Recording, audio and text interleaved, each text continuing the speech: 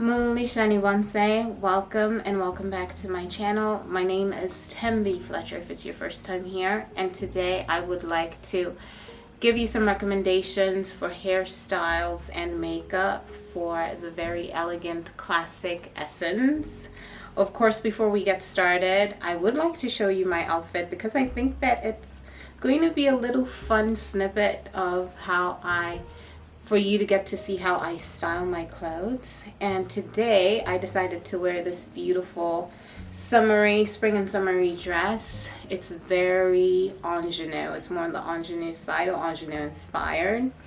And I like that it's bright. I like that it's really fun and playful. And I also decided to put this cardigan over it because it's freezing outside.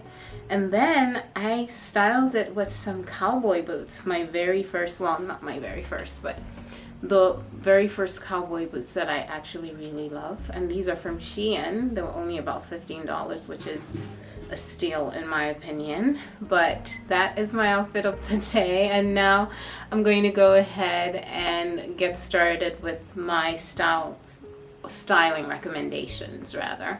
So for the classic Essence, of course, we're looking for polished, elegant looks.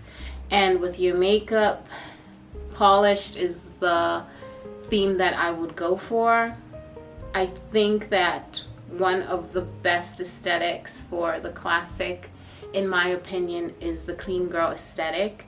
That works well for naturals as well, but for you classics, just having that really elegant, polished, kind of natural look looks really amazing on you. Of course, you can go a little bit further than the naturals by adding a little bit of blush and bronzer, maybe a bit of shimmer here and there, and you can even pull off much more colorful lipsticks based on your other essences or your essence blend. If you have romantic essence, for instance, I think red lipstick would be a really beautiful staple for you. You're going to look amazing, and it's not going to come off too vulgar on you either. So that is something that you can definitely keep in mind or put into consideration.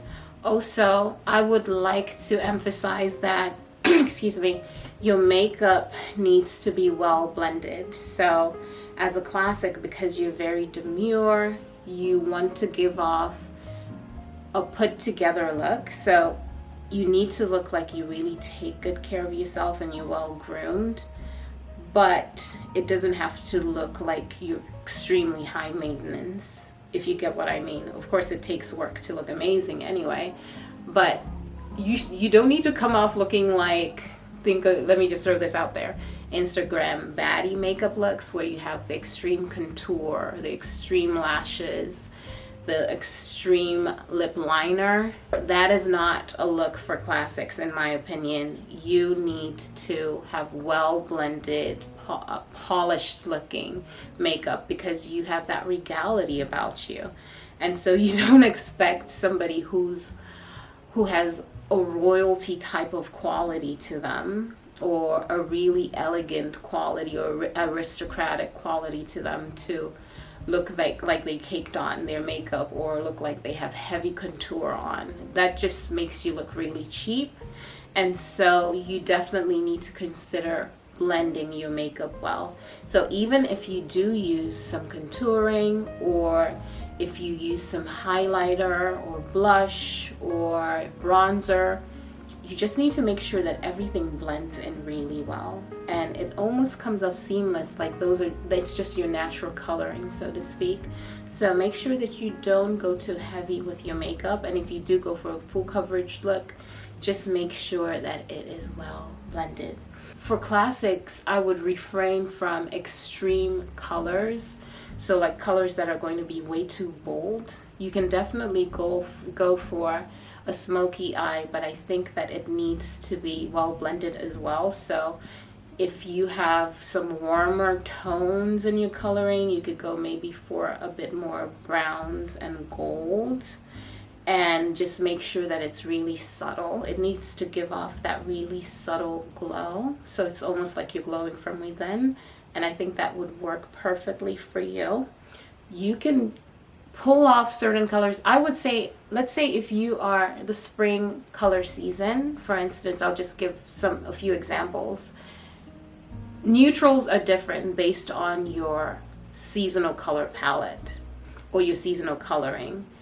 For springs, peaches look really amazing. So anything with peachier tones and maybe a little bit of raspberry or a little bit of pinks, like the really deep pinks, are going to look amazing, but they need to be warmer. So maybe I wouldn't go for magenta unless maybe the occasion calls for it, because as a classic that will just really it's really going to it's going to be an eyesore in a way. It's not going to look harmonious with your essence. I've seen classics who are in the spring coloring and they wear the really bold lipsticks because that's their coloring, but because of their essence, it kind of comes off like a costume. So it doesn't look as good as one would hope.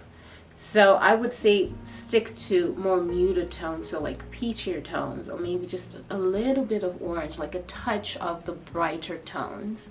Not too much. Everything just needs to be subtle and very demure. And then for summer, I think silvers would look amazing, but they need to be subtle as well. Silvers, and then you could do maybe, for your lipstick, you could go for something that is more on the nude side. Maybe a little bit of purple might work for you, but not too extreme. Like purple lipsticks might look better on you, but they shouldn't be extreme as well. And then maybe you can also go for the cooler tones of pink. I think those pinks would look really good on you as well. But I would say just keep it as subtle as possible. That's the goal. That's the goal for you as classics. And then, of course, bronzier looks for autumns, because autumns you really do work well with bronzier looks. So those are quite earthy tones anyway, and so for you they're not really going to come off looking extreme, especially if you're a classic. But even for them, just tone it down. You don't have to overdo it. Make sure you're very demure. And then for winters, of course, you can go for like black eyeliner, but well blended. It doesn't need to look extreme either. It doesn't need to look really dramatic. And then for lipsticks, you can probably do some reds as well, but more on the cooler side. You can do some deep plums as well, but everything just needs to be really subtle. So it really all depends on what you prefer. Just make sure you keep it subtle, and that's pretty much it for makeup.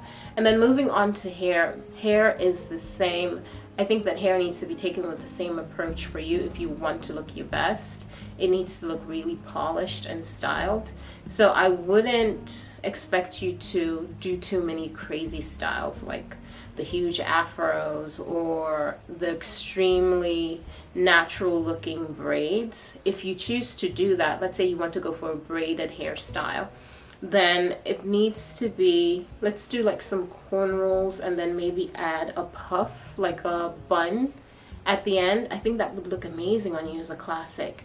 Anything that has some styling to it and just looks really polished, the really polished hairstyles look really amazing on you.